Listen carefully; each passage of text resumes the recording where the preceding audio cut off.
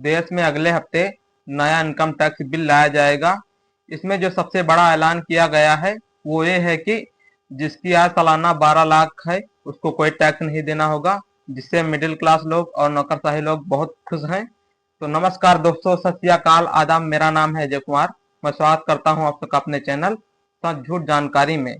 Budget के अलावा दो चीजें और चर्चा में बनी हुई हैं। पहली चीज निर्मला सीतारमण के पहनावे को लेकर, जो उन्होंने मधुबनी साड़ी पहनी थी। यह साड़ी उन्हें पद्मश्री विजेता दुलारी देवी ने गिफ्ट की थी।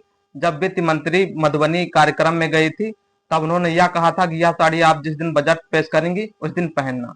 और दूसरी बात यह है कि जब बजट पेश कर रही थी निर्मला सीतारमण संसद में, तब सपा अध्यक्ष अखिलेश यादव ने सरकार से यह मांग की थी, जो महाकुंभ में भगदड़ हुई है उसको लेकर सरकार पहले जवाब दे। उसमें सरकार ने 30 लोगों की मौत के बारे में कहा है कि जो मौत का आंकड़ा है वो 30 लोगों का है, लेकिन अखिलेश यादव का कहना है इसमें 30 से ज्यादा लोग मारे गए हैं। और सरकार ने भगदड़ की एक जगह बताई है, जबकि महाकुंभ में भगदड़ 2 जगहों पर हुई, 2 से 3 जगहों पर हुई, अखिलेश यादव का ये कहना है। लेकिन सरकार ने अखिलेश यादव की बिना बात सुने हुए अपना बजट के बारे में बोलती रही, तो अखिलेश यादव अपने सदस्यों के साथ संसद से बाहर चले गए। हालांकि कुछ देर बाद वापस भी आ गए थे। तो अब बजट के बारे में थोड़ा बात कर लेते हैं। बजट में जो सबसे बड़ा ऐलान है वो यही है कि जिनकी सालाना आय 12 लाख है उनको कोई टैक्स नहीं देना होगा। निर्मला सीतारमण ने यह भी कहा है कि 1 करोड़ लोग ऐसे इस श्रेणी में आ जाएंगे जिन्हें टैक्स नहीं देना होगा। वित्त मंत्री ने डेयरी और फिशरी फार्म्स के लोन के बढ़ाने की बात कही है, और जो किसान क्रेडिट की लिमिट थी 3 लाख उसे बढ़ाकर 5 लाख कर दी गई है। पीएम धन निधान कृषि योजना के तहत 100 जिलों को फायदा मिलेगा। कुछ लोग तो इसे देश का बजट नहीं बल्कि इसे बिहार का बजट कहते हैं। ऐसा इसलिए कहते हैं क्योंकि बजट में बिहार में मखाना स्थापना की बात की गई है, आईआईटी विस्तार की स्थापना की बात कही गई है, और बिहार में कई नए हवाई अड्डों का निर्माण होगा और पुराने जो हवाई अड्डे उनका विस्तार भी होगा।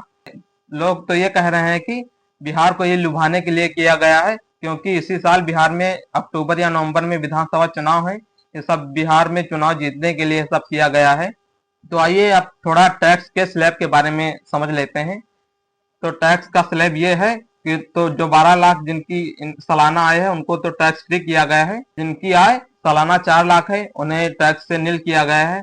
जिनकी आय 4 से 8 लाख सालाना है उन्हें 5% टैक्स, जिनकी आय सालाना 8 से 12 लाख है उन्हें 10% टैक्स देना होगा, और जिनकी आय 16 से 20 लाख है उन्हें 20%, और जिनकी आय 20 से 24 लाख है उन्हें 25% टैक्स देना होगा, और जिनकी आय 24 लाख से अधिक है उन्हें 30% टैक्स देना होगा। अगर आप ये सोच रहे हैं जीएसटी भी माफ हो गई है तो ये आप गलत सोच रहे हैं।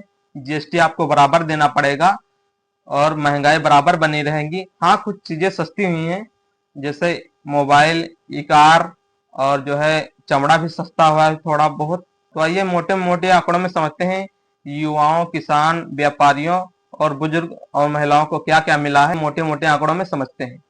तो सबसे पहले बात करते हैं मध्यम वर्ग के लिए क्या है कि बुजुर्गों के लिए टैक्स छूट डबल की गई है, और नंबर 2 टीडीएस की सीमा 10 लाख रुपए की गई है, और नंबर 3 4 साल तक का अपडेटेड आईटीआर भर सकेंगे, और नंबर 4 किराया आमदनी पर टीडीएस छूट 6 लाख रुपए की गई है, और नंबर 5 मोबाइल फोन और ई कार सस्ती होंगी, और नंबर 6 ईवी और मोबाइल की लिथियम आयन बैटरी सस्ती होगी, नंबर 7 एलईडी एलसीडी टीवी सस्ती होंगी, कस्टम ड्यूटी घटाकर 2.5% की गई है, और नंबर 8 देश में अगले हफ्ते नया इनकम टैक्स बिल लाया जाएगा, और नंबर 9 1 लाख करोड़ रुपए का अर्बन चैलेंज फंड बनेगा, और नंबर 10 शहरी क्षेत्र के गरीबों की आय बढ़ाने की योजना आएगी, और नंबर 11 1 लाख अधूरे घर पूरे होंगे।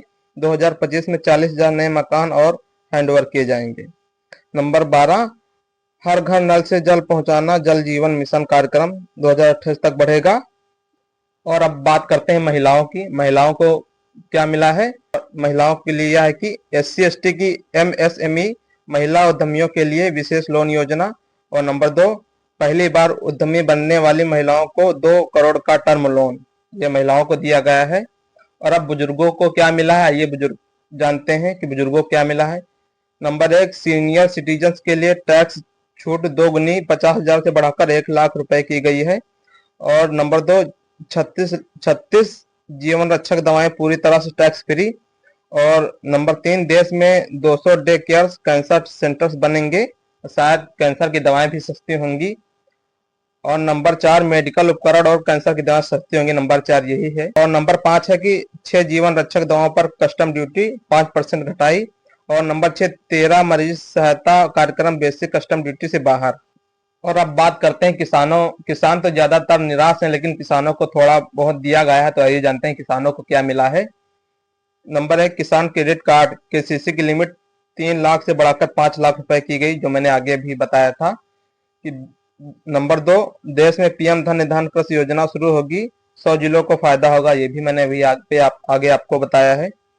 और नंबर 3, डेयरी और मछली पालने के लिए 5 लाख रुपए तक लोन।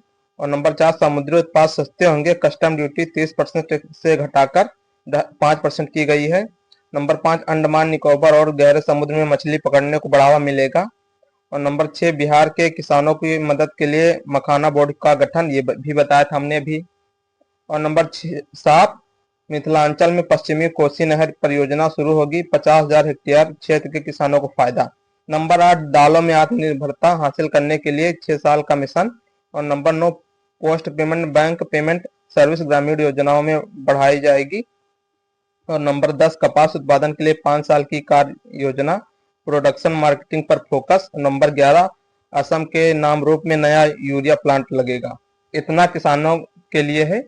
और जो है युवाओं के लिए क्या है, सबसे बड़ी जो आबादी हमारे देश में है वो युवाओं की है। बेरोजगार जो युवा हैं, जो कुछ पढ़े लिखे, सबसे ज्यादा जो आबादी है वो युवाओं की है हमारे देश में। तो नंबर 1, स्टार्टअप के लिए 10,000 करोड़ रुपए का फंड बनेगा। और नंबर 2, 500 करोड़ रुपए से 3 AI artificial intelligence excellence centre बनेंगे। और नंबर 3, मेडिकल एजुकेशन में अगले 5 साल में 75,000 सीटें बढ़ेंगी। नंबर 4, देश में 23 IIT में 6500 सीटें बढ़ाई जाएंगी। नंबर 5, मेडिकल कॉलेजों में 10,000 सीटें बढ़ेंगी। नंबर 6, PM रिसर्च फेलोशिप के तहत 10,000 नई फेलोशिप दी जाएंगी। और नंबर 7, देश में ज्ञान भर्ता मिशन शुरू होगा, 1 करोड़ मैन्युस्क्रिय का डिजिटलाइजेशन होगा। और नंबर 8, पटना IIT में हॉस्टल सुविधाएं बढ़ाई जाएंगी। और number 9, make in India make forward को बढ़ावा देंगे। और नंबर 10, स्किल बढ़ाने के लिए 5 राष्ट्रीय स्तर के सेंटर बनाए जाएंगे। और नंबर 11 आखिरी, सभी सरकारी माध्यमिक विद्यालयों और प्राथमिक स्वास्थ्य केंद्रों को ब्रॉडबैंड कनेक्टिविटी। नंबर आता है व्यापारियों के लिए, जो व्यापारियों को व्यापारियों के बारे में जो बजट में सोचा गया है वो क्या है कि MSME के लिए लोन गारंटी लिमिट 5 करोड़ से बढ़ाकर 10 करोड़ होगी। Number 2, social welfare sir recharge हटाने का प्रस्ताव। नंबर 3, 7 टैरिफ रेट हटेंगे, अब देश में 8 टैरिफ रेट ही रह जाएंगे। Number 4, global capability center tier 2 शहरों में बनाए जाएंगे। और नंबर 5, देश को खिलौना उत्पादन का ग्लोबल हब बनने राष्ट्रीय योजना बनेगी। नंबर 6, नई लेदर स्कीम से 22 लाख लोगों को रोजगार मिलेगा। नंबर 7, बिहार में national institute of food technology बनेगा। नंबर 8, सूक्ष्म उद्यमों के लिए 5 लाख रुपए की लिमिट वाले कस्टमाइज्ड क्रेडिट कार्ड जारी होंगे। नंबर 9, पहले वर्ष 10 लाख कस्टमाइज्ड क्रेडिट कार्ड जारी किए जाएंगे। और नंबर 10 आखिरी है कि शहरी स्ट्रीट वेंडर्स के लिए PM स्वनिधि स्कीम की लोन लिमिट बढ़ाकर 30,000 रुपए होगी। और बजट में इतनी ही चर्चा की गई है।